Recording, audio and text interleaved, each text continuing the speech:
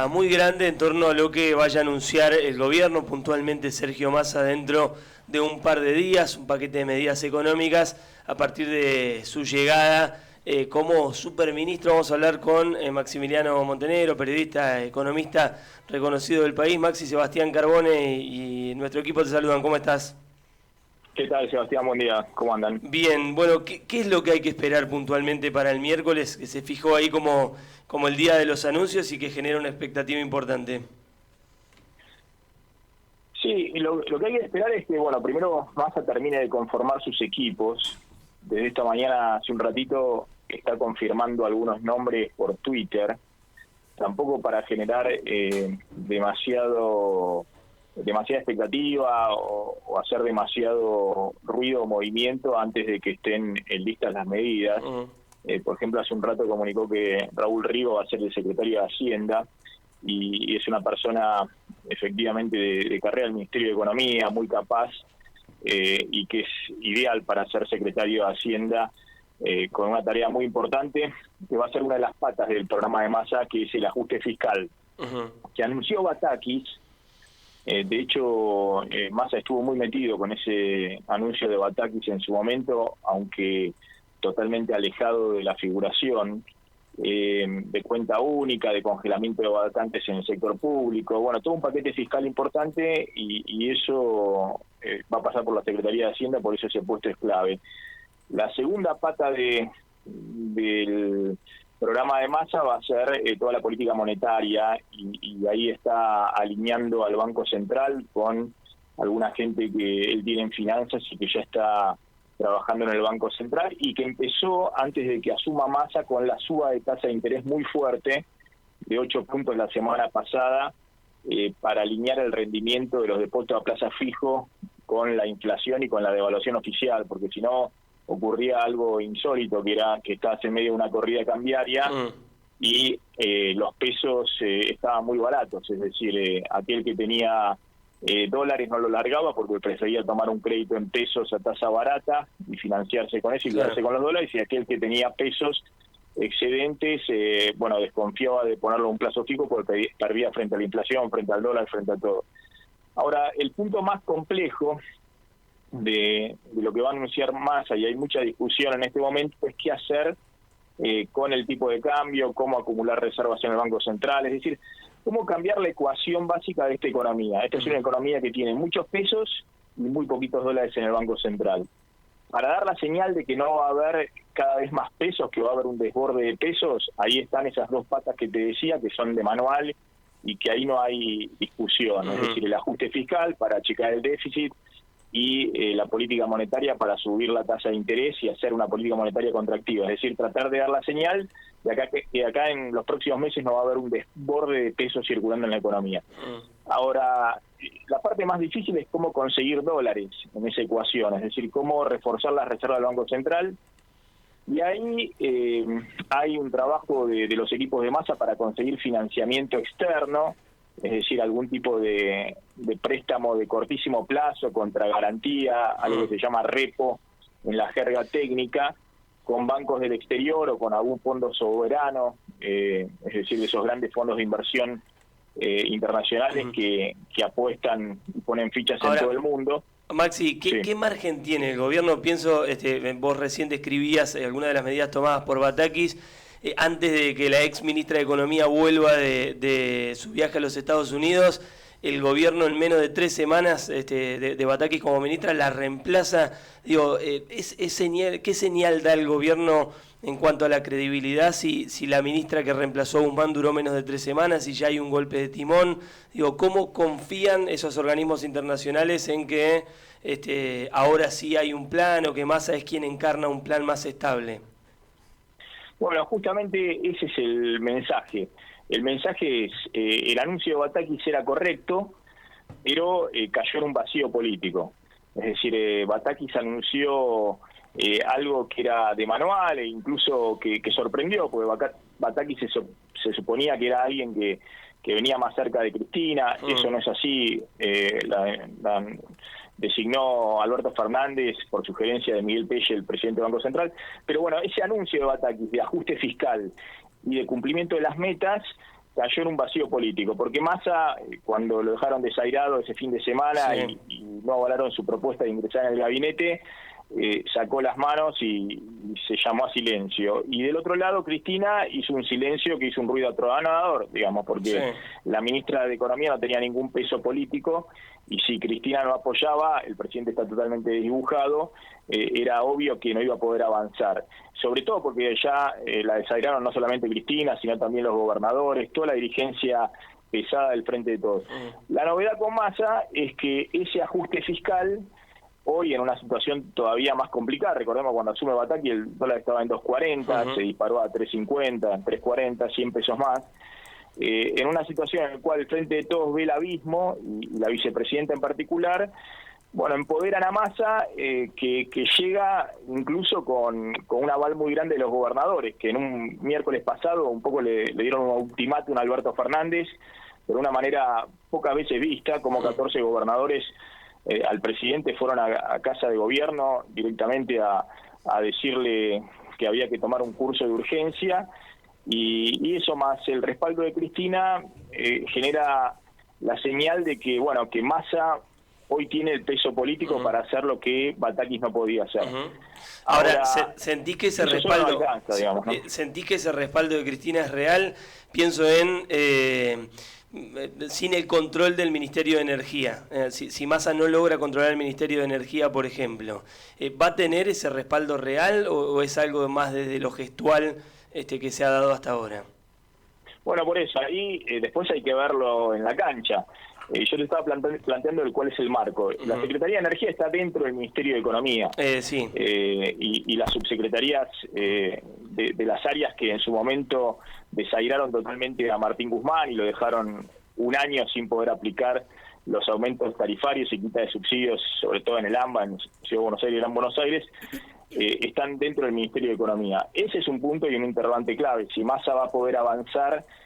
más rápidamente con el ajuste fiscal en esa área,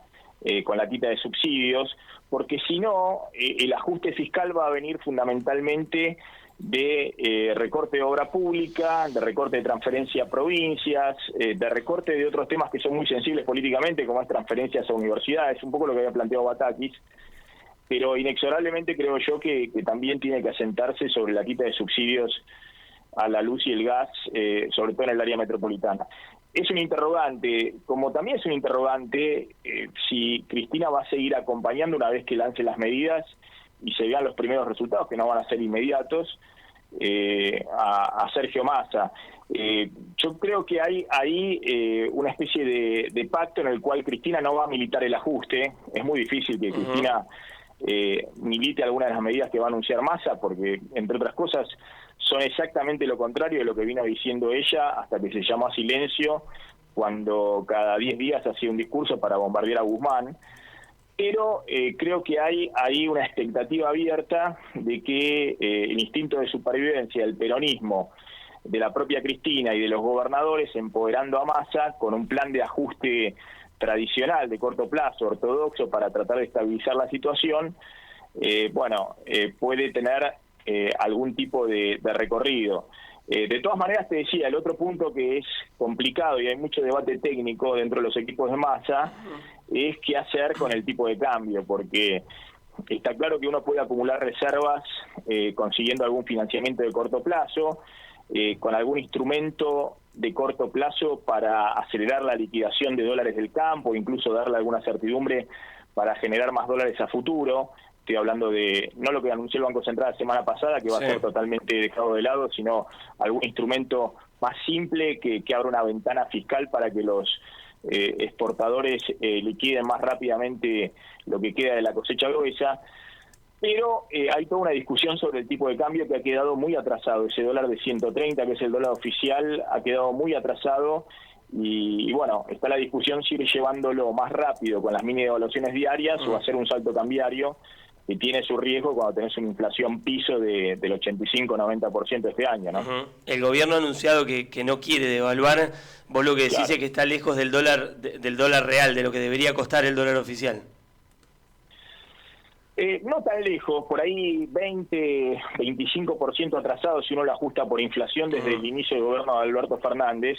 Lo que pasa es que cualquier salto discreto de ese tipo de cambio oficial, puede generar una espiral inflacionaria adicional. Recordemos, es un poco lo que hizo en el 2014 Kicillof con Fábrega en el Banco Central, que subió 20% el tipo de cambio oficial, y en ese momento logró estabilizar, con una suba de la tasa de interés, logró estabilizar la brecha cambiaria y empezó a recuperar más rápidamente reservas. Yo creo que hay una discusión grande porque el fondo hace rato que quiere una devaluación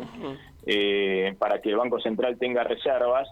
pero bueno, es un tema complicado porque obviamente también una devaluación para el ingreso del nuevo ministro significaría en el corto plazo pérdida de credibilidad local, así que me parece que van a tratar de manejarlo sin una devaluación, tratando de conseguir dólares, como te decía, dándole un tipo de cambio más competitivo al campo, consiguiendo fondos del exterior, pero seguramente también van a llevar más rápido las mini devaluaciones diarias para tratar de que ese dólar no siga quedando tan atrasado, el dólar oficial. Acá la clave es estabilizar la brecha, es decir, que ese dólar de 300 sea el techo. Incluso sería deseable que baje un poco más, pero que sea el techo del dólar libre, porque si ese dólar de 300 vuelve a dispararse, desarma todo el esquema de confianza que se trata de armar alrededor del nuevo plan económico. Maxi, vos hablabas de un ajuste por parte de Massa. ¿Dónde se ajustaría y qué pasa con los planes sociales en este escenario? Bueno, como te decía, el ajuste tiene la base de lo que anunció Batakis, que pasó desapercibido porque después nadie le creyó que lo iba a instrumentar y los gobernadores le dieron una respuesta con una serie de mensajes muy fuertes diciéndole la mía no la toques, pero lo que anunció Batakis, que un poco lo conceptualizó Massa, es aquellos que no hayan, todo lo que no se haya ejecutado el primer semestre de gasto público, no se va a ejecutar en el segundo semestre, con lo cual ahí había unos 600.000 millones de pesos, por ejemplo, de obra pública, 200.000 millones que no se había ejecutado y que quedaría como ahorro fiscal, o 100.000 millones de pesos de transferencia a provincias, o 50.000 millones de pesos de transferencias a universidades, es decir, áreas que son bastante sensibles y que, bueno, el gobierno pensaba que ahí iba a estar buena parte del ajuste. Y después, yo creo que en la segunda parte del año el ajuste va a estar en términos reales, es decir, estamos con una inflación que puede ir al 85-90%, si el gasto público crece 10 puntos por debajo de eso, es un ajuste real de esa magnitud, que es un poco lo que plantea el FMI. El FMI le dice, ¿cómo no pueden ajustar el gasto público si con que crezcan 10% menos los gastos salariales, todo el gasto previsional, el gasto social, ahí tenés un ajuste y un ahorro muy importante. Yo creo que el gobierno va a tratar de hacer algún tipo de compensación del gasto social, pero con bonos por única vez, y de esa manera en el saldo va a lograr un ahorro fiscal por todos lados, ayudado por la inflación, pero sin duda van a tener que anunciar también en algún momento algunas compensaciones por única vez, así como anunciaron para planes sociales, para UH, para jubilados, porque en esta segunda parte del año van a quedar muy atrás respecto a la inflación. Vos hablabas de un presidente desdibujado y de la vice como resignada a cederle parte del poder a Sergio Massa. ¿Entendés que del éxito de cómo le vaya a Massa depende no solo el futuro del Frente de Todos, sino puntualmente del propio Sergio Massa para el año que viene, para que él sea el candidato? Sí, yo creo que el año que viene es larguísimo plazo y ciencia ficción, pero está clara la jugada. En un gobierno donde todos querían buscar el picaporte de salida, Massa era el único que estaba entusiasmado por entrar. Massa estaba buscando reconstituir su capital político alrededor de una buena gestión en economía. Está pensando un poco en el modelo de Fernando Henrique Cardoso, en el 93 como ministro de Hacienda de Itamar Franco. Cardoso es una de las luminarias de la sociología latinoamericana, no era economista, pero tenía atrás un equipo económico de primer nivel, 100 economistas que armaron el Plan Real, que es la moneda que todavía persiste en Brasil y que en las últimas 2 décadas generó muy baja inflación y una acumulación inmensa de reservas en el Banco Central. Yo creo que la situación es totalmente distinta en la Argentina, pero sin duda la apuesta de Massa es de alguna manera estabilizar la economía, bajar la inflación, que te diría de todo lo que hablamos es el tema más difícil, claro, porque uno puede acumular reserva del Banco Central, hacer el ajuste en lo fiscal, en lo monetario, pero la inflación no se va a desacelerar de un día para el otro, salvo que se piense en un programa de shock más agresivo, pero bueno, eso vamos a verlo a partir del miércoles. No sé si hay espacio también para un programa de shock más agresivo, como fue en su momento el Plan Austral u otras experiencias en el pasado, y esa es la apuesta de Massa. Sin duda, Massa, si le sale bien, de alguna manera está pensando en liderar al peronismo. Lo que no está tan claro es la apuesta de Cristina, porque si a Massa le va bien, ahí tiene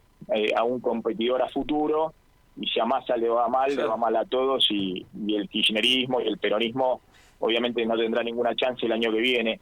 Pero evidentemente Cristina y el propio Alberto Fernández, que se corre totalmente, prácticamente la gestión, la intervención total del gobierno de Alberto Fernández. ¿Vos sentís que se dio todo tipo de poder? El presidente ya se convirtió casi como en eso, no sé, en el presidente de Italia, por ejemplo, gobierna más el primer ministro, digo, él se dio todo el poder y quedó con un rol totalmente distinto. Sí, el presidente terminó de ser el poder cuando le renunció Martín Guzmán. En ese momento, de una manera insólita, era el único que lo había apoyado a Guzmán, y Guzmán, para salvar su propia reputación, se corre viendo todo el escenario que se venía después. No es que la crisis se precipitó porque renunció Guzmán, la crisis ya estaba desatada y se iba a agudizar con o sin Guzmán en la gestión. Y ahí creo que perdió gran parte del poder, y después con las designaciones que hizo, él creyó que todavía podía reconstituir alguna cuota de poder, apostando al apoyo de los gobernadores y el peronismo, Scioli, Julián Domínguez y demás, y esos gobernadores le hicieron el vacío final, es decir, le dijeron ya no podemos pensar que vos puedas liderar algo, ni siquiera el último año de gestión, y reclamaron que Cristina y Massa se hicieran cargo de la gestión. Vos hablabas recién de un plan más agresivo, me da la sensación de que para un plan económico más agresivo por ahí hace falta el consenso con la oposición, y hoy da la sensación de que ese terreno no está dado para que se dé, ¿no? Es muy complejo, porque en algún momento se habló del Plan Austral, que se lanzó en junio del 85, pero ese Plan Austral se lanzó antes de la elección de medio término de Alfonsín. Es cierto que la situación era incluso peor que la actual, teníamos inflaciones de 300, 400% anual, y de hecho una vez que lanzaron el Plan Austral, Machiné y Surruel lloraron en julio o agosto de ese año, cuando la inflación se desaceleró al 6% mensual, y ahora estamos con esas inflaciones y nos parecen siderales. Pero también es cierto que había una gran expectativa sobre el gobierno de Alfonsín en la salida de la dictadura, y se le abría una carta de crédito. Este es un gobierno que en términos de imagen pública está en el peor momento de su imagen, ¿no? Hay un 70% de expectativas negativas, que obviamente no solamente involucran al votante de la oposición, sino también a buena parte del votante del Frente de Todos. La vicepresidenta está en este momento con un juicio abierto sobre causas de corrupción que obviamente dañan todavía más su imagen. El propio Massa estuvo muy desgastado desde el punto de vista político. La verdad que es una apuesta muy difícil, porque siempre las expectativas también juegan en la política económica, pero por eso yo creo que va a ser muy importante que Massa sea muy cuidadoso en cómo maneja esas expectativas, sin inflarlas demasiado, y en todo caso dando pasos más seguros sobre los hechos y las medidas. Y bueno, esa es la única chance que tiene hoy el gobierno y el Frente de Todos de estabilizar la situación y de llegar con la economía medianamente ordenada a agosto del año que viene, que son las PASO. Maxi, hablábamos del tema de inflación, vemos que es algo que creo que lo que nos importa a la mayoría de los ciudadanos y trabajadores. ¿Cómo hicieron los otros países de la región para resolver este problema que nosotros no podemos lograr llegar a buen puerto? No, los otros países de la región hicieron lo que Argentina tenía la chance de hacer en algún momento post salida de la convertibilidad, en el gobierno de Néstor Kirchner, que es tratar de conservar un equilibrio fiscal, un tipo de cambio competitivo, un superávit comercial, también tener tasas reales positivas, es decir, que estén por arriba de la inflación y que se reconstituya el valor de la moneda local, y acumular muchas reservas en el Banco Central, no perderlas como ocurrió después durante el gobierno de Cristina, el primero y segundo gobierno fundamentalmente, y sobre esa base los países de la región con políticas económicas que son el ABC de la política económica. Después algunos son más distributivos, menos distributivos, o algunos tienen problemas sociales porque han logrado resolver el problema básico de la macroeconomía, que es cómo crecer con desempleos medianamente bajos y acumular reservas en el Banco Central y en muchos casos financiarse en moneda doméstica. Ahora, los países de la región no han resuelto el tema distributivo, por eso seguimos viendo en países que han tenido 2 décadas consecutivas de estabilidad cambiaria, de baja inflación de un dígito, y tienen muchísimas reservas en el Banco Central, hemos visto problemas políticos enormes. Chile es el ejemplo paradigmático, donde termina ganando Boric, que es alguien que viene del comunismo. Lo mismo pasa en Perú, algo similar sucedió en Colombia. Es decir, tienen otros problemas, pero no tienen el problema de la inflación, no tienen el problema de la corrida cambiaria permanente.